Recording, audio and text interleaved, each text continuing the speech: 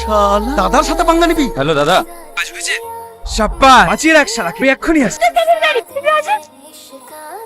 ছোট কি অবস্থা করেছিস রে? নায়কের মতো চেহারা, মায়া লাগছে রে। তোর ভাই অনেক জেদি, সৎ অফিসার আবার ভূত চেপেছিল।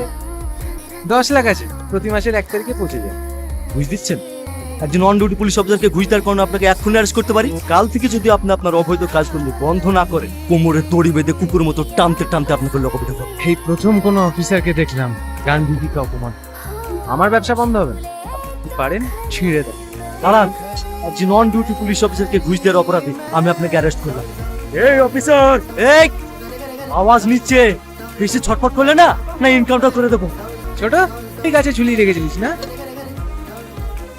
ছোট তুই কি করবি ভাবছিস? লাভি দাদা বারবার সেই একই জিনিস, যেন ওর হাত পায়ে রক কেটে বস্তা ভরি থানার সামনে ফেলে দে, পরে ওসি আসলে কাহিনী শুনে ভয় পেয়ে যাবে।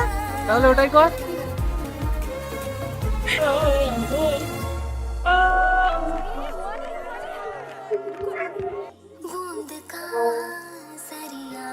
আপনাকে কারা ফোন করার চেষ্টা করেছিল? আপনি কি কাউকে চিনতে পেরেছেন? না, প্রত্যেকের মুখ কাপড় দিয়ে ঢাকা ছিল। রাতের অন্ধকারে আমি কাউকে চিনতে পারি। শালা তো ভিতু কেমন ভয় পেয়েছে, আমাদের নাম পর্যন্ত মুখে লেছে না। নাম করলে রক কাটবো। ওইভাবে চলে না গিয়ে আমাকে একবার জিজ্ঞাসা করলে তো পারতি।